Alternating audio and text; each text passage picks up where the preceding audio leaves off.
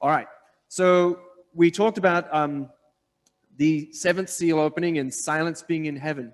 One of the things that really is shown in that passage is that during the silence, the prayers of the saints are offered up with incense before God.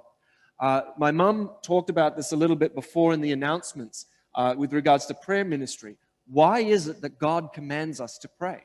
He already knows what we need before we ask for it, right? You know, he knows my leg's broken. He gets that. But why does he get us to pray? Why does he get us to pray? I don't know exactly, but he chose to do it that way. He chose to involve us in his decision-making process. He chose to involve us in the way he worked throughout the earth. He chose to invest authority in us as human beings. And, you see it with Adam. He was given authority over the entire earth, in a variety of ways. But God chose to invest that authority.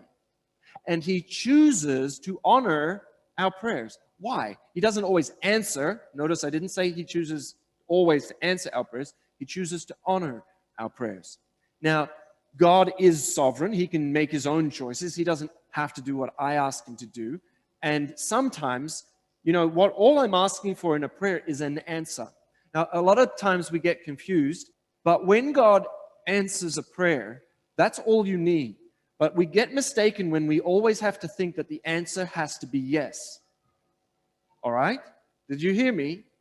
A no from God is just as life-changing as a yes. Sometimes God says no, and that will change your life.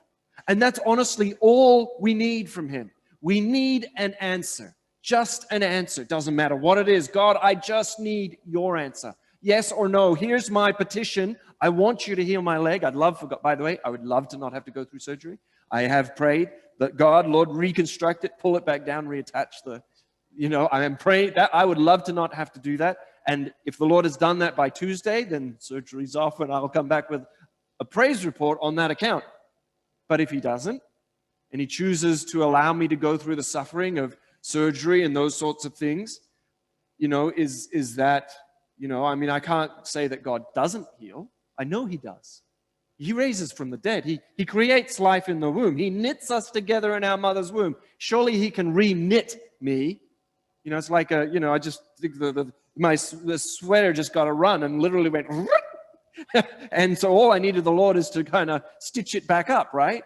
He can re-knit me. He got the lame to walk. He's worse off than I am. But what if he doesn't? What if I have to learn the lesson that my pride went before a fall and there was a painful consequence as a consequence? I don't know. Maybe that's what the Lord's trying to teach me. In the last week, it's been really rough for me personally, not just on this. This is only, so I know this might sound strange, but this right here is the least of my concerns this week. So it's been a rough week.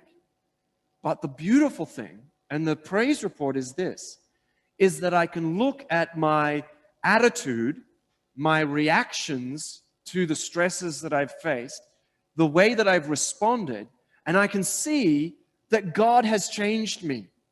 I'm no longer going straight back into depression or starting that spiral. We talk about spiral of going into depression. I'm no longer swinging the other way and going into anger, taking the anger out on my wife and children because of stuff that's going on at work.